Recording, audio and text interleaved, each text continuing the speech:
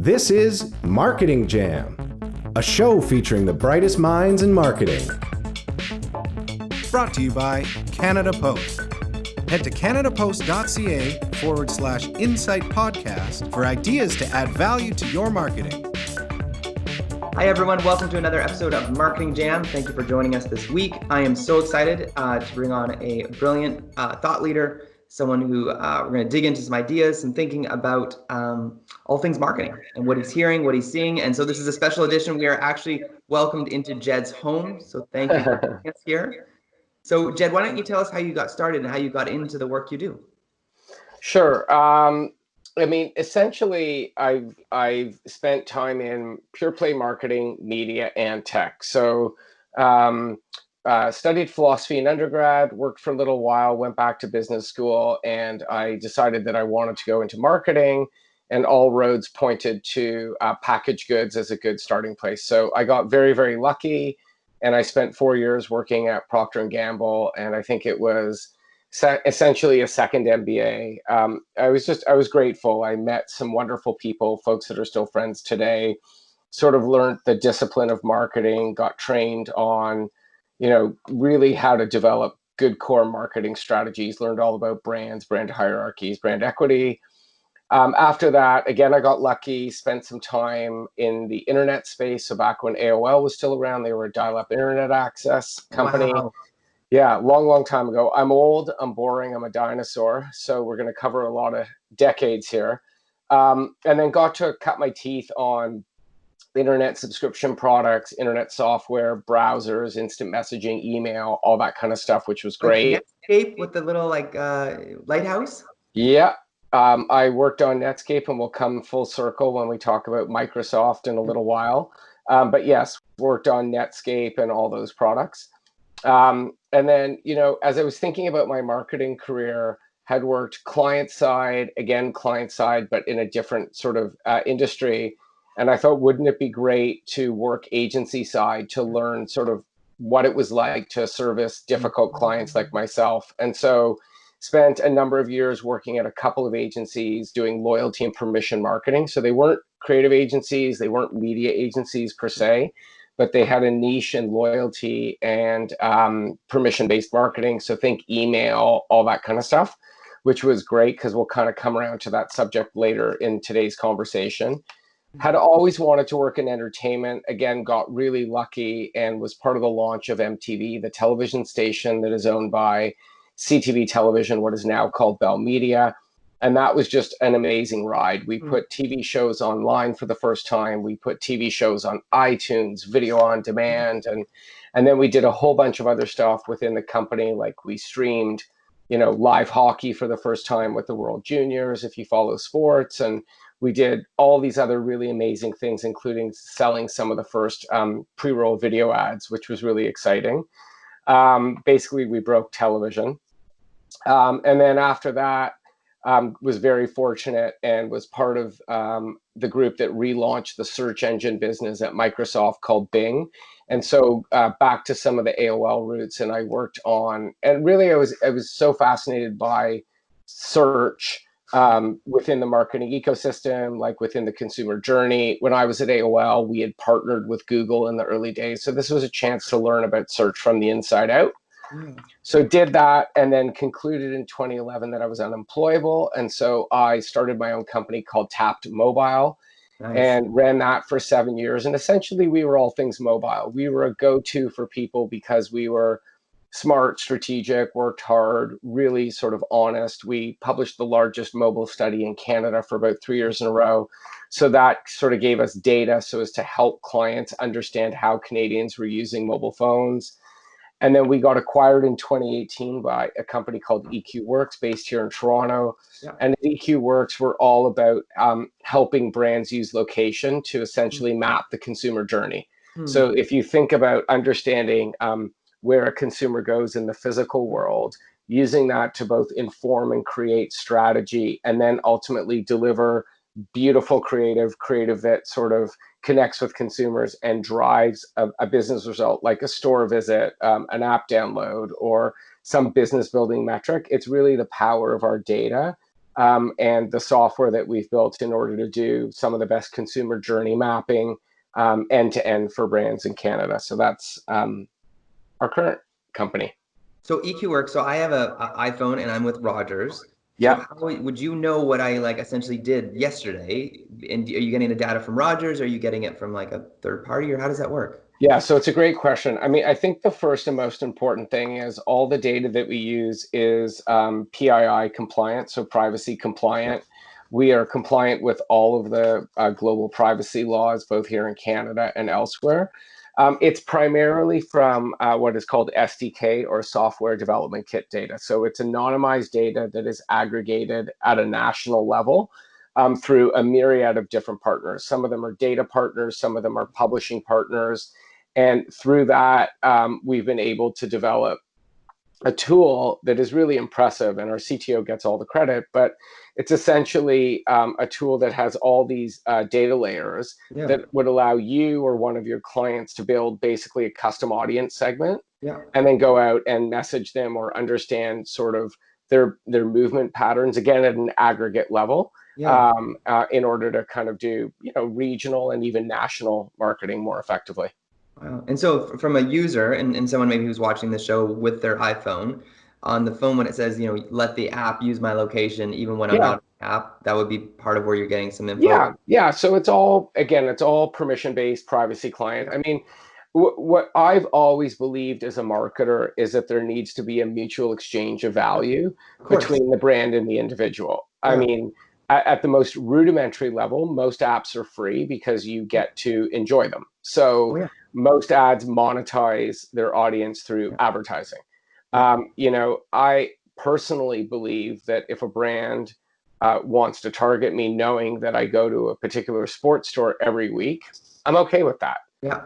This is not a discussion around privacy. This isn't about, people knowing my name or having the ability to do push marketing. This is all, permission oriented. But the notion that if I go onto a content site or if I go onto an app and I'm served an ad, because that enables the app to be made available to me. And by having more precise data, I get more precise ads. I think I'm okay with that. I think most brands are. And again, this is all anonymized. We don't know Jed versus Darren, and we don't have your phone number. We don't collect any of that stuff. So I think what's really interesting about your question in this discussion is, I think for those outside the industry, that headlines are often quite inflammatory and scary. So they're thinking, George Orwell's Big Brother in 1984. They're thinking Black Mirror if they've watched something like that. That's not at all what we're talking about. Or Minority Report with Tom Cruise. There you go. We can riff on movies all day long. Enemy of the State with Will Smith, whatever you want to talk about. But yes, I think your question is well put, and I think your interpretation is accurate. Yeah, there was a post that went viral on Facebook recently where it exposed on the back end of Facebook where if you use Facebook to log into apps, it had all your information. And there was this back and forth about you gave them permission and it was easier to log into that app because of Facebook. And so this argument now of should we allow Facebook to have this info? But it was these people saying, well, that's my private information. But it was so convenient. And that's what I'm finding convenience. You trade convenience for a bit of information. And I think that's okay. Yeah, I mean, I think just to build on your point, which again is a good one, is, I believe that we're in an era of where brand trust matters more than it ever has before. And so I think you're right. I mean, you are the commodity in the case of a lot of these platforms. So if you generate content on any social platform or even a traditional publishing platform through registration or commenting and the like, your time, your eyeballs, and the information that you provide actively or passively is how they generate their revenue. I do think that there's always an opportunity for brands to build more trust with consumers. I think most of us, I would say, are generally frustrated with lengthy terms and conditions. There was a fun image once posted of all of the large social networks and how long their privacy policies, and some of them were 35 pages long. Most of us didn't go to law school. Most of us just want to get on and share photos or share videos. So you're right. I mean, the truth always lies somewhere in the middle, right? There is probably a better opportunity for consumers to understand how their data is being used. At the same time, I think consumers need to understand the basic facts is that if something is made for free, that there's probably a quid pro quo, and it probably behooves all of us to ask oneself a few questions before we do anything, whether it be online and or offline, right? As everyone says, if it's too good to be true, it probably is. And so I think there are some things that brands can do to make lives easier and build more trust. But at the end of the day, I don't think consumers should be surprised, even if they don't spend their day in marketing or in digital like you do or like I do. I saw a graphic novel at the local bookstore. It was the Apple's terms and conditions put into a graphic novel. Right. It was beautiful. Yeah, well, I mean, the underlying issue with all of this is there is a fight for control over eyeballs, and there is a fight for direct relationships with consumers, because that is ultimately, in a very fragmented world, how brands will win. So collecting an email address is now more important than it's ever been. So if you're a brand and you do something on social media, all that activity is rented. So back to your point, if Facebook does collect the data, it's in their terms and conditions. Consumers shouldn't be surprised, and brands shouldn't be surprised.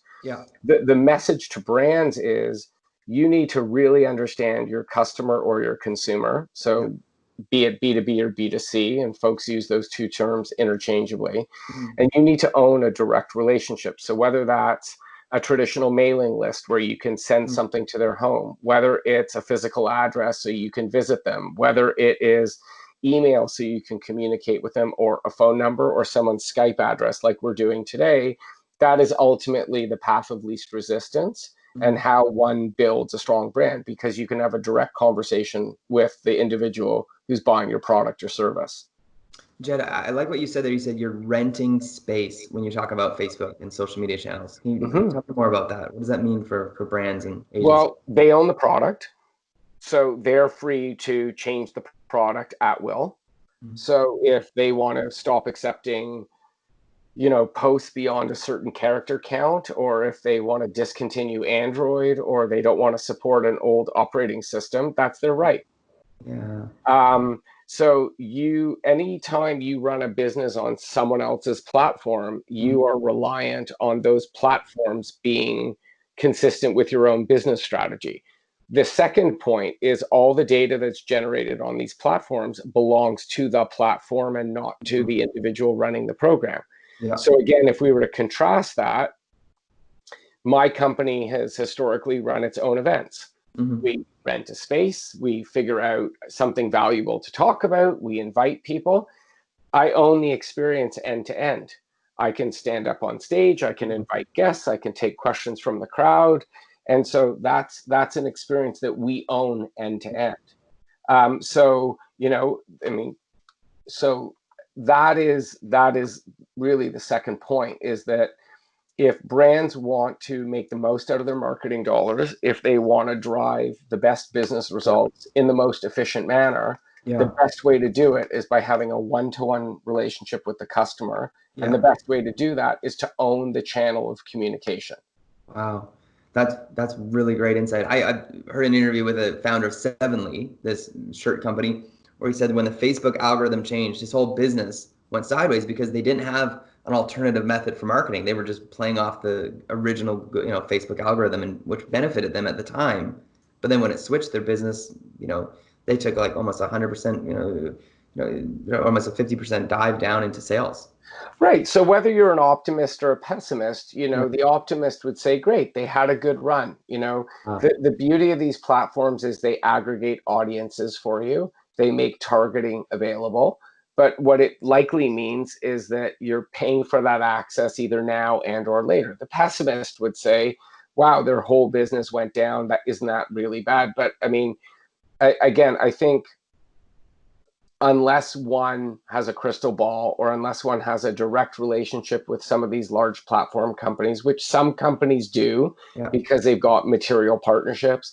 Shopify just announced a partnership with Facebook last week. So presumably to very large companies, what is now Canada's most valuable company by market cap, presumably they would have very strategic conversations about any platform changes that would affect one another, because the value of that partnership is great. But for an individual brand or a small company, what you just cited as an example is a likely eventuality for many.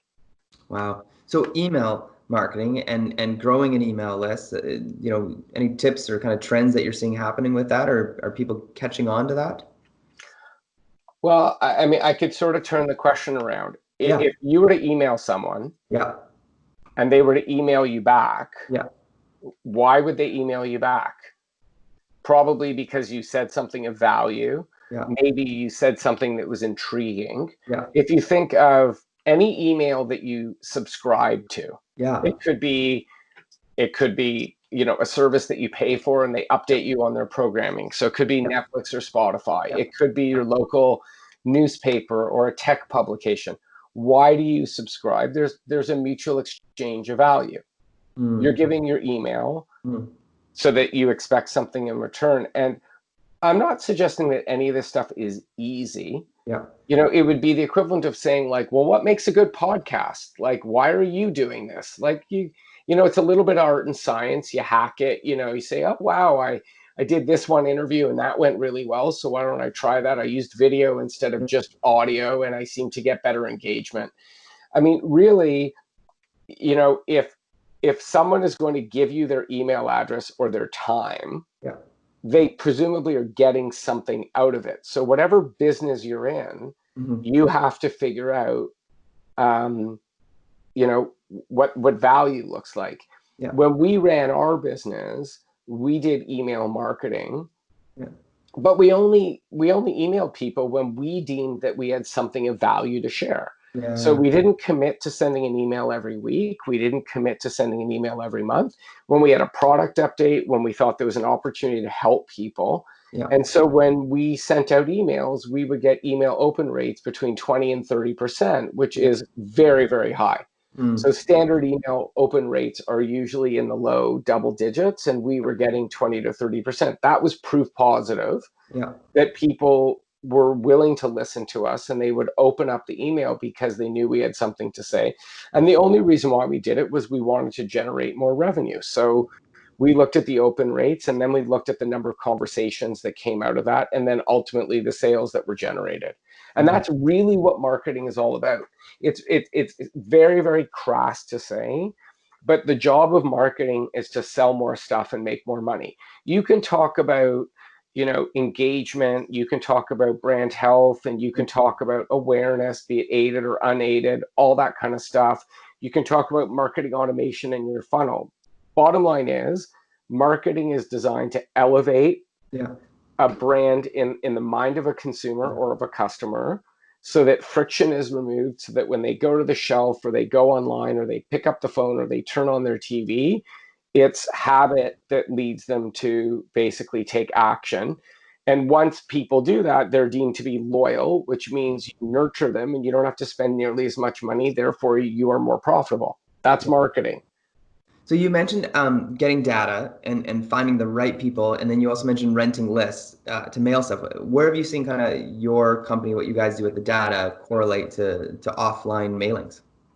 So just to clarify, we never rented email lists. We created our own email lists. So when we would engage people, would say, hey, do you mind if we just add you to our email trust? We don't send more than 4 to 6 a year, so that we kind of set expectations.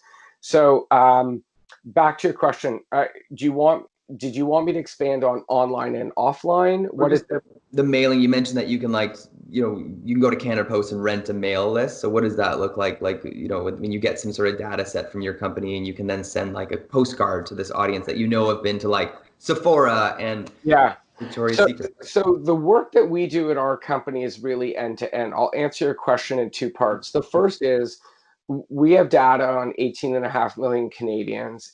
For if you've got anyone from the US, it's about 220 million.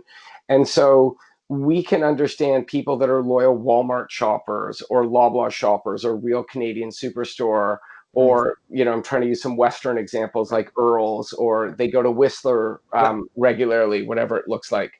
Again, that's all anonymized, and we can understand the demographic profiles of those households.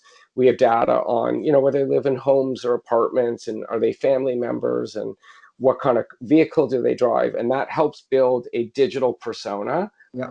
We can then deliver ads to those people, both on their mobile phones as well as on tablets and computers. Yeah. To the extent that someone wanted to tie that to offline measurement, we have that capability as well. So one of our competencies is we can measure whether or not someone was exposed to an out-of-home ad. Yeah. And then we can see whether or not that individual or that household then went to a particular location.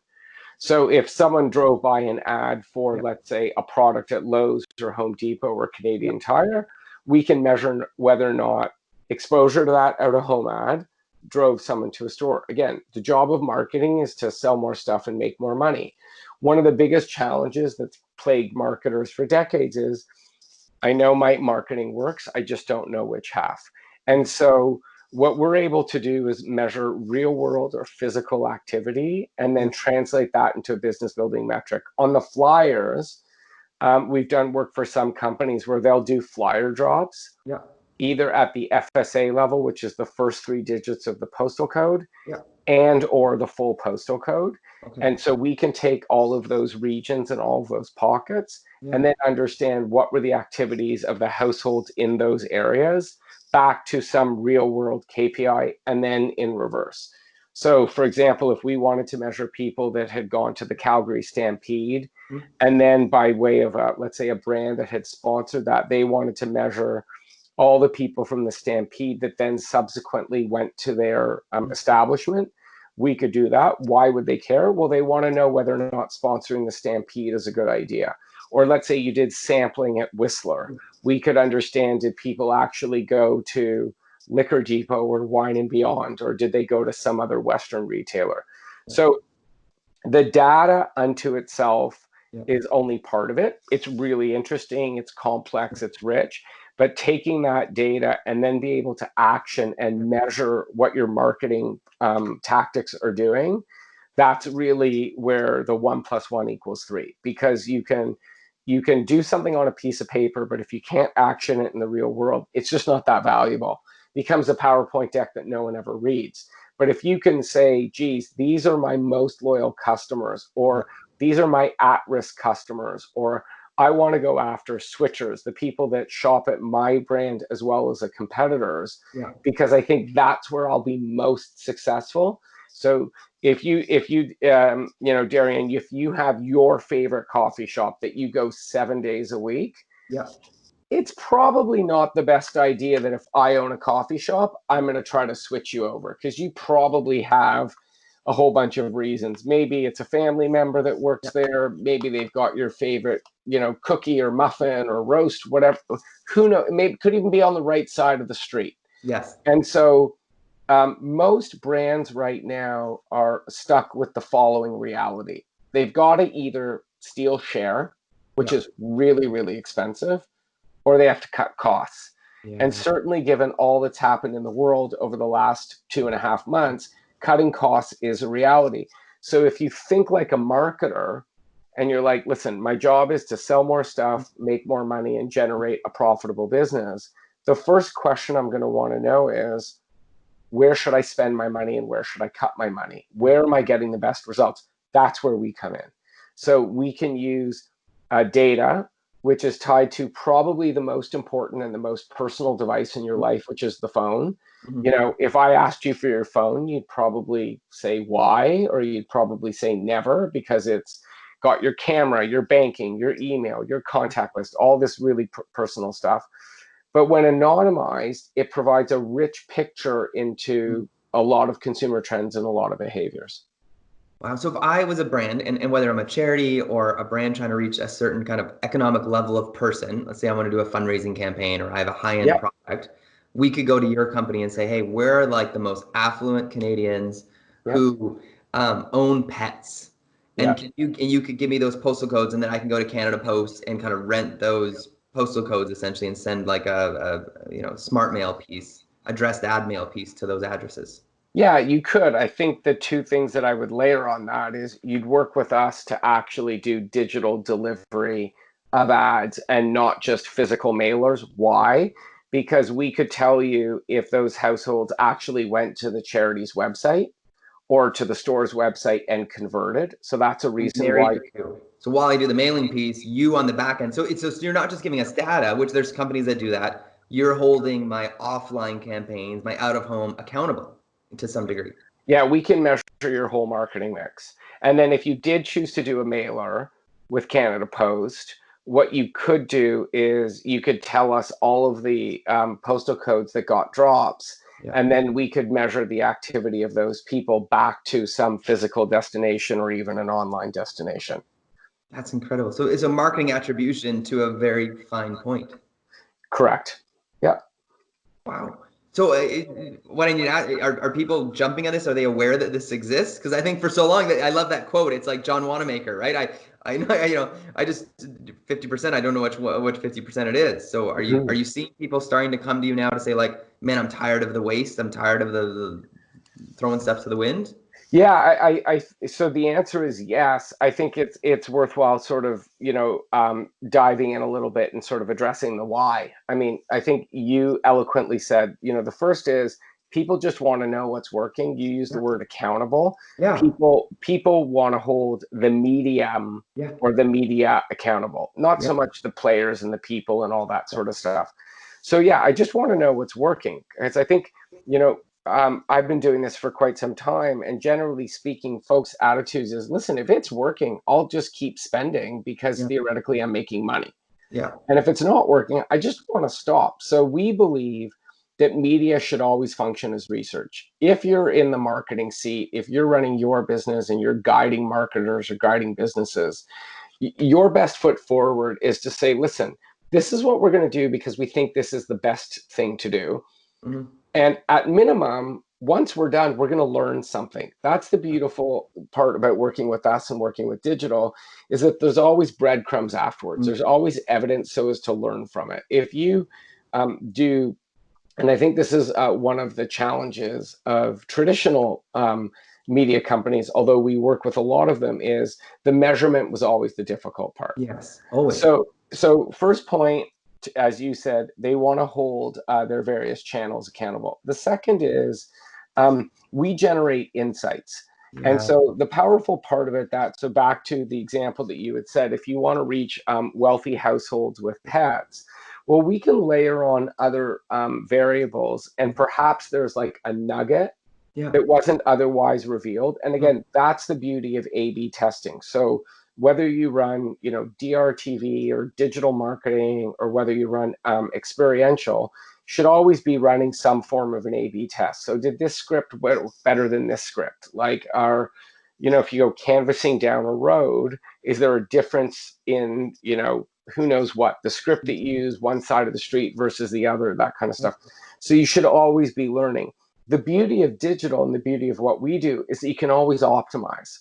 Yeah. So I think, the reason why digital has become relevant is because you can adjust your creative on the fly, which we can do for people. So whether it's, a lottery client or gas prices, you can type into real-time changes in information. So, we'll run creative based on different time of day or day of week. We'll run creative based on different weather patterns. So cool. All that kind of stuff. Why? Because if you do, let's say, basement repairs after floods, you probably want to know these homes are on a floodplain and these areas got a lot of abnormal rainfall. We have all of that data. And so therefore, those are the folks that you want to target, as opposed to just saying, listen, let's just speak to everyone in Western Canada and hope that some people sign up. So what we say to folks all the time is, if let's say you're going out to spend $100,000, we'll help you spend the same 100,000 but get X% better results.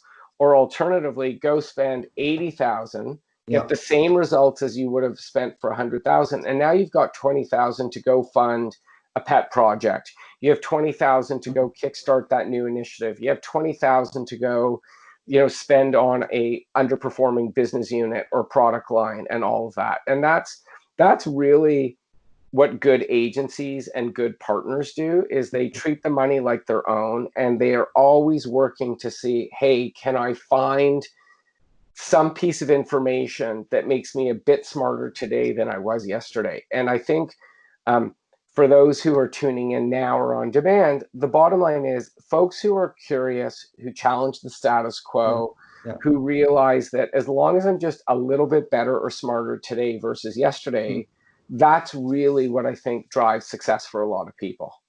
It's brilliant. Where do you go, Jed, for like inspiration ideas? Like, do you have books you read, kind of podcasts? Do you have like an email subscription that you'd recommend? Yeah. Reddit, maybe?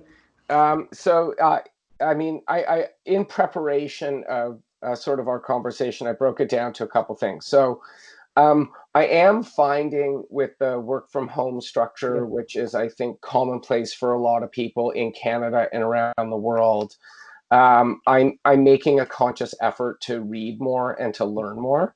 I think it's both a coping mechanism as well as a little bit of added time without having to commute. So I'd say my favorite books are on the sales side, The Challenger Sale. It's probably the single best sales book I've ever read. It's been ranked on multiple lists, and it's all about solution selling. For those that are interested in building strong cultures, which I think is critical, I think you have to treat your employees as well as you treat your customers, and no one should be subordinated. A book called The Culture Code is fantastic. So it's all about building culture.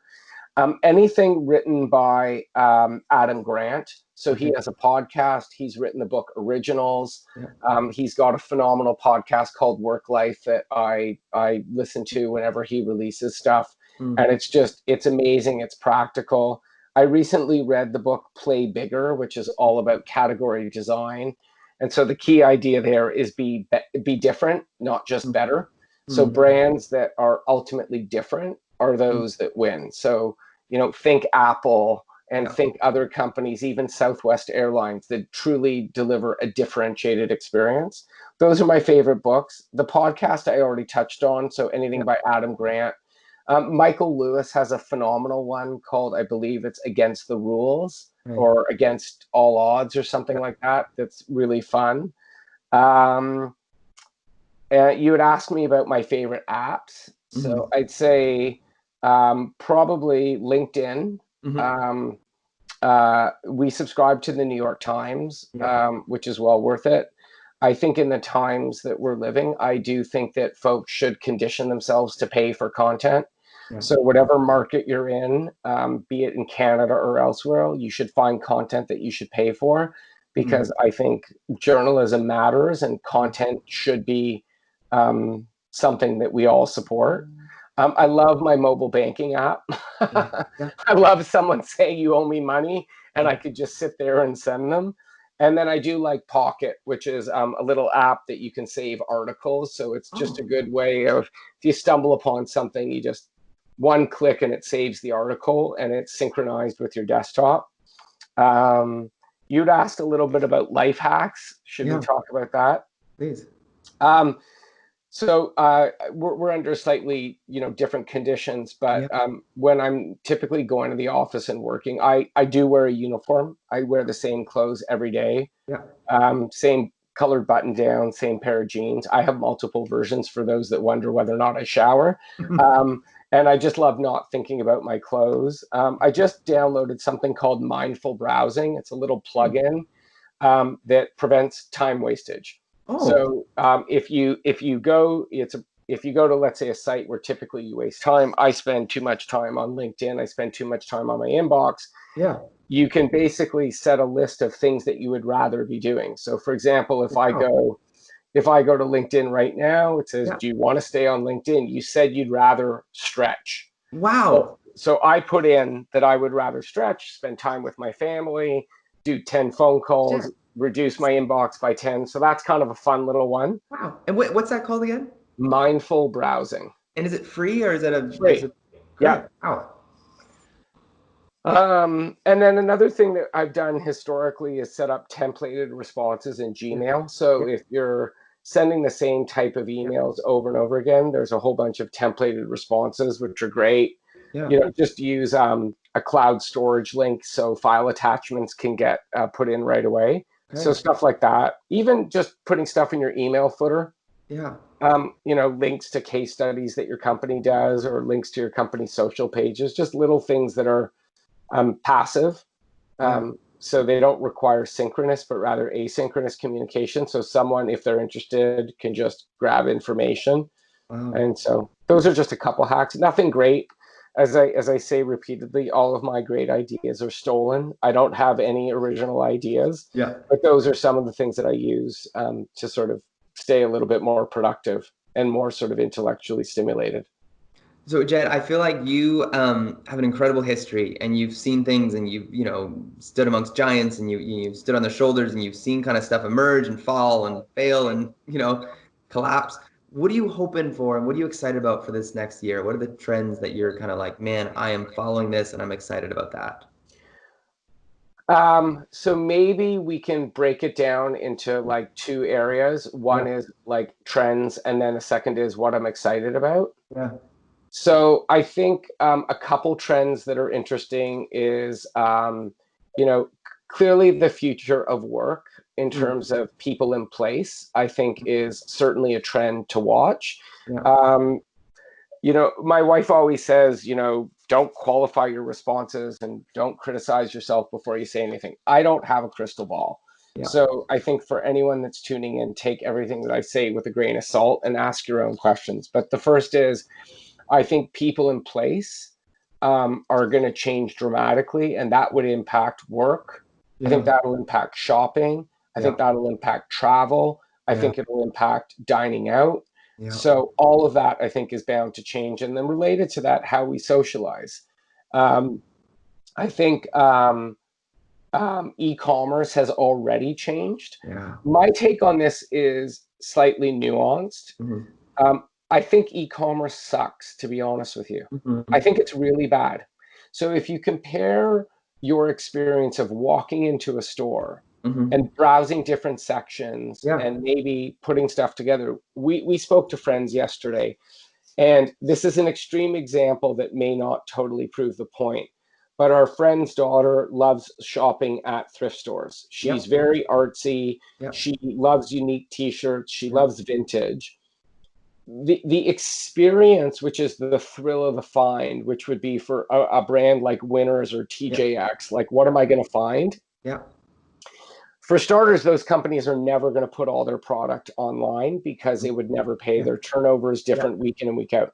But the joy of discovering something, I find, simply doesn't get replicated online. No. And so the browsing is very linear. You go to a store, you go into a section, you look at stuff. I also think it favors brands where consumers know about the category, know about the brands, know about the product, know about the pricing, they know how to use it, they know how to fit. So even though, and there was an amazing chart out of the US over the last 10 weeks, we're recording this at the end of May 2020. In the last 10 weeks, e-commerce grew in the US by the same amount that it grew in the last 10 years. Wow. So in the last 10 weeks, e-commerce doubled versus the previous 10 years. So amazing. Okay. We don't need to talk about that. But what's going to help it go 10x again over the next, double over the next while? And I think it's going to have to change. It's going to have to be more fun. Yes. Like, maybe, who knows, I'll be able to log in to a virtual showroom, and some live person will be able to walk around the store. Maybe I'll be able to browse aisles without an Oculus Rift, but just from my desktop, and I can go up and down the baking aisle and be inspired, or go up and down the fruit aisle. So, I mean, listen, there are people a lot smarter than me who've accomplished a lot more and who are thinking about this, but I don't think we've seen what the next phase of e-commerce looks like. I think the other thing is healthcare and digital delivery of healthcare services is going to change. So I think out of sheer necessity, we're doing a lot more over our computers. So My wife started a telemedicine program at the largest birthing hospital in Canada, based here in Toronto, 5 years ago. Wow. She's been doing telemedicine for 5 years. Yeah. I think using video and voice to screen and put less strain on our healthcare Yeah. system. It could even be ways for people to check in on their parents and grandparents. So obviously there's a lot of health policy to navigate. There's a lot of privacy. There's a lot of service delivery. But I think healthcare might help those in remote areas. Yeah. Obviously, we have to solve for socioeconomic issues.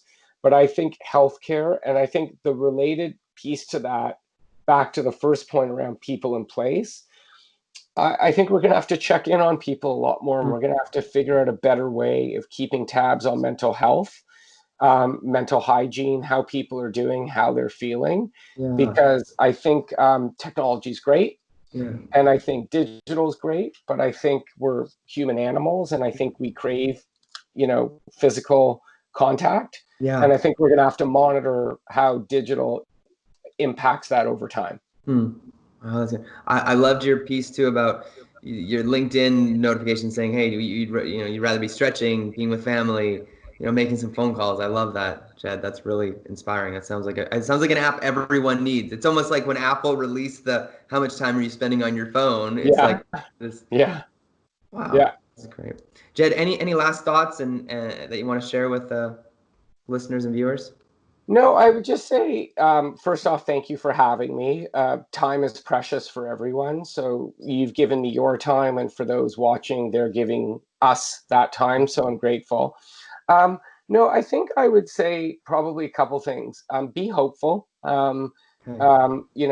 Look for opportunities. I'd say challenge everything. Hmm. So not in a critical way, but in an optimistic way. So just ask yourself, is there a way that I can be doing this better? Hmm. Is there a way that I can get closer to my customer? Is there a Hmm. way that I can remove friction? And it's a wonderful rallying cry. Those I'm questions. listening to an unbelievable BBC podcast called 13 Minutes to the Moon, and it's all about the Apollo 11 landing. And I recommend it for anyone. And I'm not a space junkie, and I'm not a sci-fi junkie. My wife is listening to it right now, actually. That's Okay, yeah. it's mind blowing. But what it brings home is a couple of really key lessons. John F. Kennedy in 1961 said that they would put a human being on the moon by the end of the decade. What that did was it set a really audacious goal that pushed people farther than they thought they could ever go. So that's one, goal setting. Two, they were all aligned around the goal.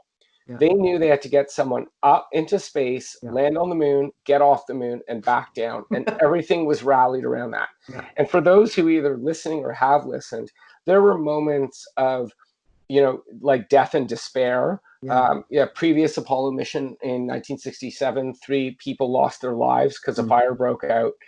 So this is really serious stuff. But there were people that knew they had a task to support a team, and everyone knew their role. And so what I would say is be hopeful, challenge yourself to think about things that you've never thought possible. Look for partners like EQ Works, look for partners like Darian that can help you better understand your business, better measure your marketing, and just make sure that every day you're a little bit smarter than you were yesterday. And tomorrow will be better than today. And that's hopeful, and that's exciting for all of us. And hopefully the next great company comes out of BC, or it comes out of some other place in Canada. We can all say that someone picked up a little tidbit that helped them just be a little bit better. It's awesome. And Jed, where can people find you online? How can they keep in touch? The easiest thing is LinkedIn. Please don't send me a request. I'm inundated, and just following me is good enough. That's probably the best way. Or, folks can follow EQ Works on LinkedIn or Twitter. But again, there's lots of great people to follow. People should connect with you and follow you, and, follow Adam Grant and follow other people. And, there's no monopoly on good ideas. They come from a lot of different places and a lot of different people.